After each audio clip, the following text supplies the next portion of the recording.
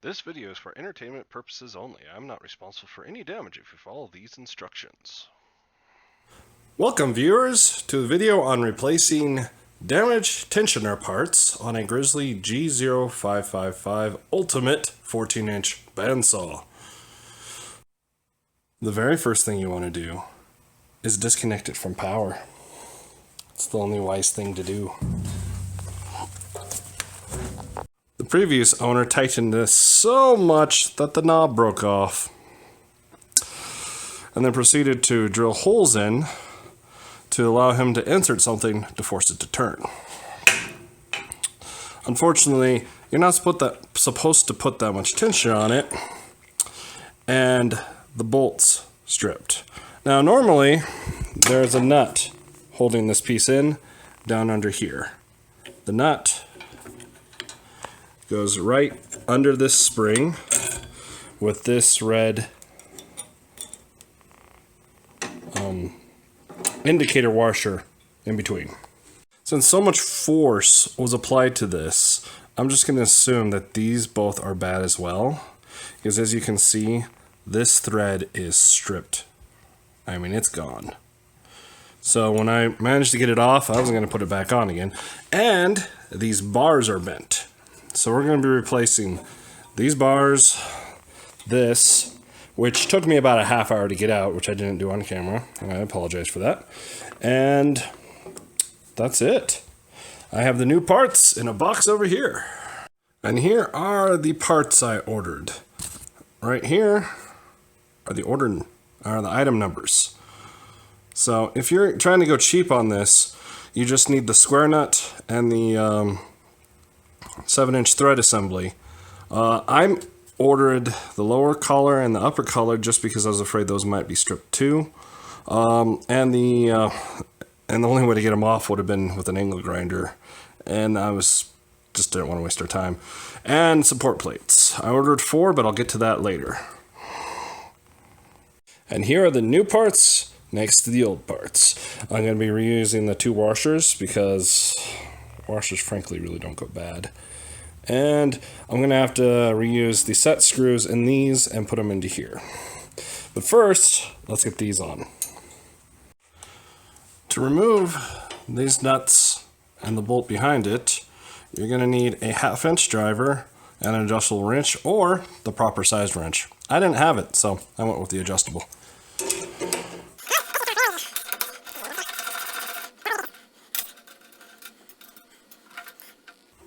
I actually believe you're going to have to take this off, because that nut's not going to come out. Ah, the joys of figuring things out. So I did some investigating, and you basically have 2 options, 2 ways you can go with this. You can get an Allen driver to pull it off. I tried using one of these, didn't work too well. The other option is to take off the wheel and take off the shroud. I don't know which route I'm going to go. I'm going to see if I can get some Allen drivers from my neighbor, because I don't have those tools. I actually found one that was in metric, and it seems like these were in metric. The one I showed you previously was in imperial, and that felt like that was going to go. This one feels nice and solid. It is a nice, make sure they're in all the way. And there, that one broke easily. Let's see if this one breaks so easily.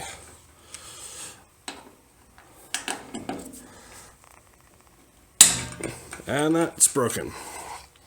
Yes, I need better tools.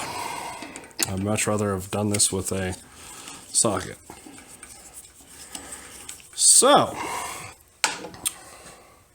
I'm debating whether to get... That's adjustable. You might want to score them first before you take it off. Just score a little line, so... Why is it not focusing? Just score a line here so you know exactly where it is, because I didn't know this was adjustable. Maybe I should have read the manual. So we're getting these off. These are loose enough that they're coming off by hand, which is the way all threaded things should be. So these have washers and lock washers on them. So make sure not to lose any of those. It might behoove you and me to buy a magnetic screw holder. Little pan with a bit large old magnet on the bottom that hold pieces in place.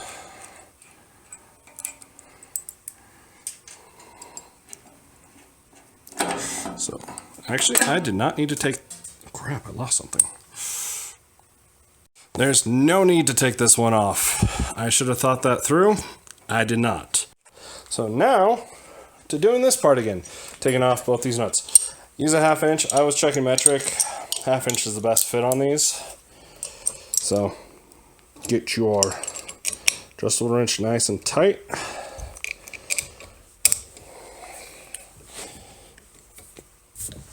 And there we go.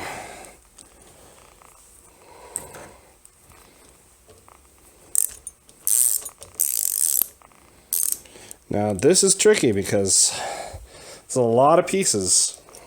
Sorry. A lot of pieces that are just going to want to fall apart. So put down your ratchet and slowly take it apart.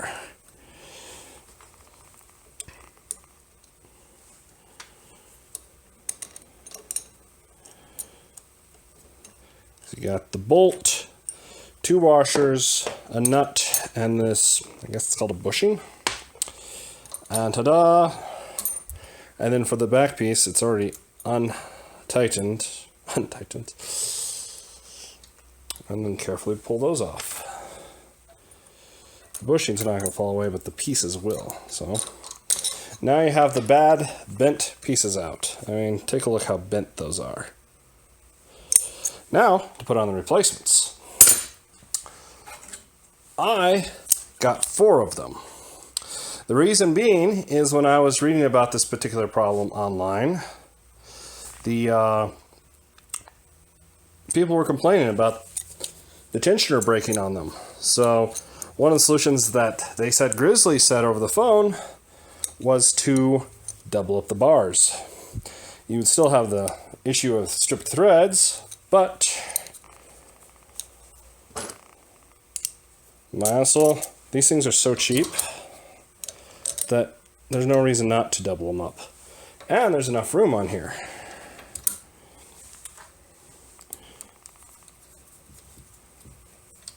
So,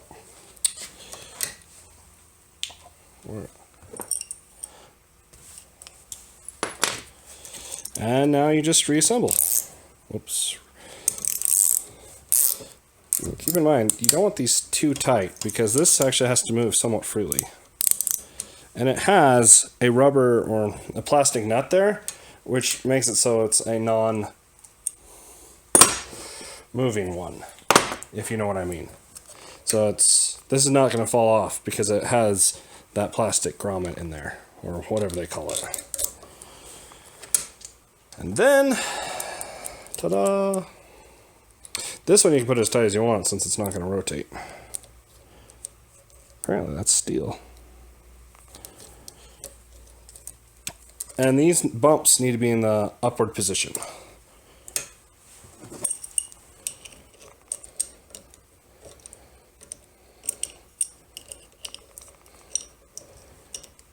Again, I don't have the best tools. I guess I could tighten it a little better by hand. I'm listening because I'm smart. And ta-da, that piece is done. Nice and solid now, doubled up bars. Hopefully this doesn't bend again. Then again, these are actually some of the cheaper components you're going to be ordering. The nut's the cheapest. About how to space these. There's obviously room for adjustment, as you can see. And since it fell when I first put it in, I'm gonna just assume it needs to be as high as possible. We'll see if I have tracking issues later, but, well, not tracking, but tension issues. So did I put that one in wrong? These should go in pretty much all the way by hand, or you have stripped threads. which those are not fun.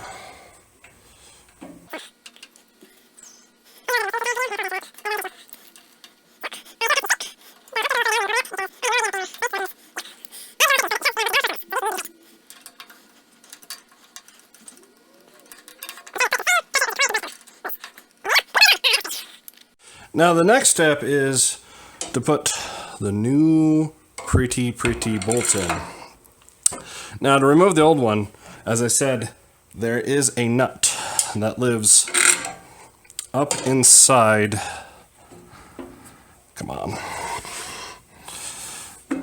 Lives up inside here. So that nut won't turn as long as it's inside this cavity. Once it's outside this cavity, you're going to have to attach a ratchet to it, and that's actually going to make your job a lot easier, because then you can use the ratchet instead of, as I had to do in this one, I actually found an Allen wrench I didn't care about and stuck it through this hole and used some pliers for about a half hour. Yeah, and forced it through all these threads. So before you install the new one, you're going to want to assemble the new one. So you want to put these on the new one. So if you chose to cheap out and try to just reuse the old ones, I'd highly recommend just taking an angle grinder and cutting that in half and then seeing if you can get it off. In fact, you might want to do that before you order your parts. And then see if these I could not turn by hand, so I assumed these were already, what's the word? Bad. Stripped. So that's why I ordered new ones. So removing the old set screw, you just take an Allen wrench of the appropriate size and just twist it till it comes out. Do not lose this. This would be next to impossible to find on your floor. It might be wise to clean your floor. So put the right set screw in the right thing. Don't cross thread it. Okay, that one's good. That one's transferred. Next, pull the set screw from this one.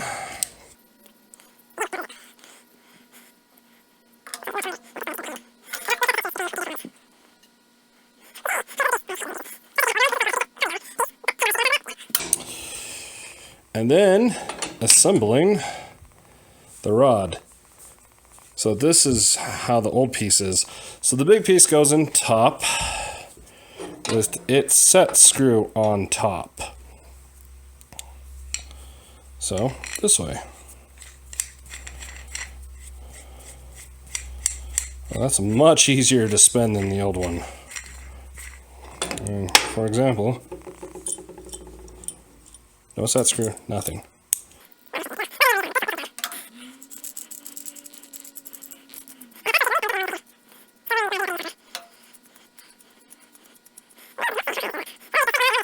Second one, I do believe the set screw is on the bottom. This is important because those bars are going to block the set screws, and for adjustment you need access to this one, if you don't know that already.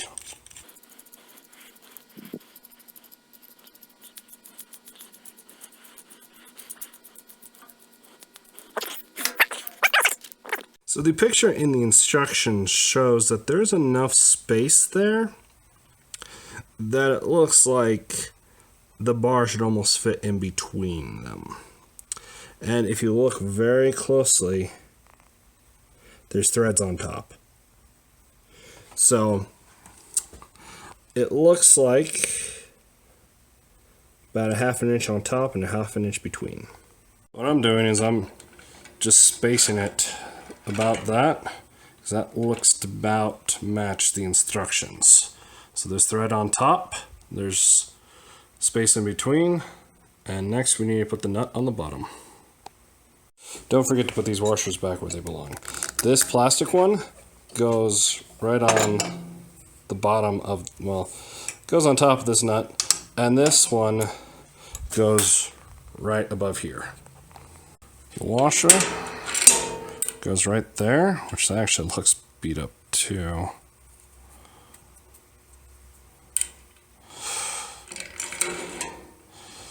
And then the nut goes underneath. So what I found with this disassembled, this spring's not going to go anywhere when you lift it up, but it's best to lift it up from behind.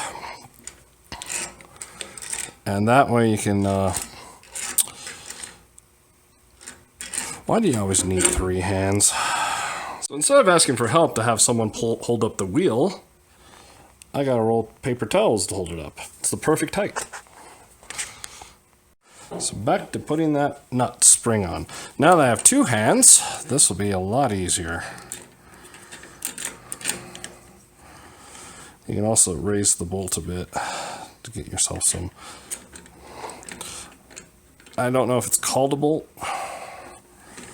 but now it's there. I can just twist it with my hand, and voila! It's on! Oh, this is so much easier to turn than it was.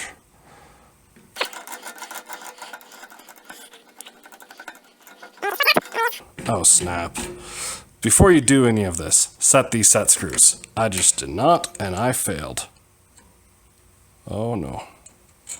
Oh, no.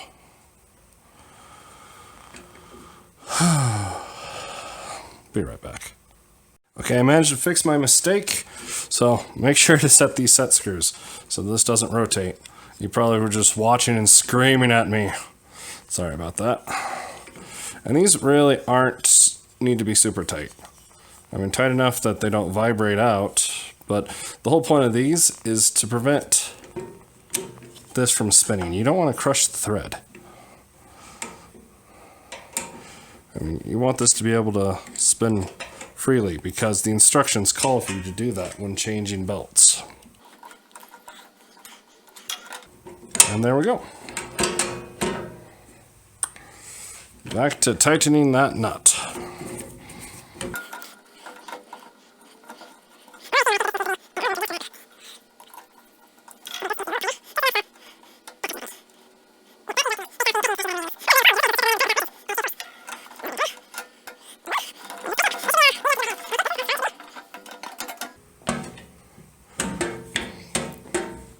Obviously something's off here because this should be tight enough now that it should be holding up the blade, and it's not. I mean, it's that short. So I'm thinking the distance yet again needs to be changed here. I'm actually thinking this comes down. It's my thought. It's a learning process for both of us.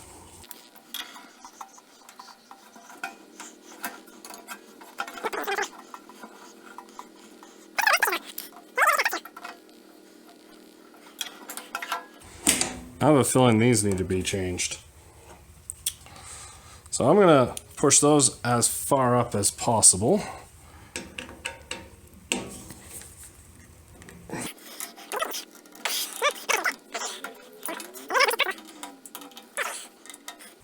And this is why I put the disclaimer at the beginning. So I'm learning at the same time you are. I do this so you can learn from my mistakes. Okay. Okay, it's loose enough now that the belt can be removed.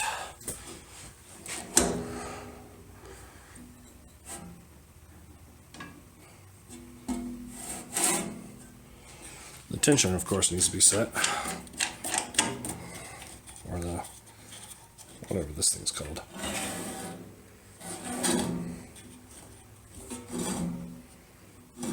Oops.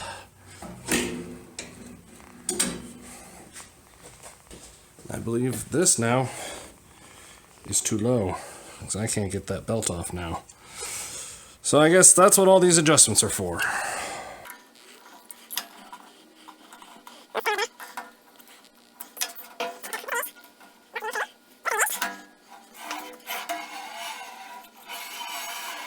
Woohoo! I think we have a working intentioner. One thing that I read is it is wise to detension it while not in use. Thank you for watching, and hopefully this video has been helpful, useful, and enjoyable. If you think so, comment. If you don't think it's been useful, comment. And if you actually enjoyed this, subscribe and like it. That'd help me greatly. And stay tuned. I plan to have future videos on this bandsaw and how to replace the lower bearings and some other things. So, enjoy!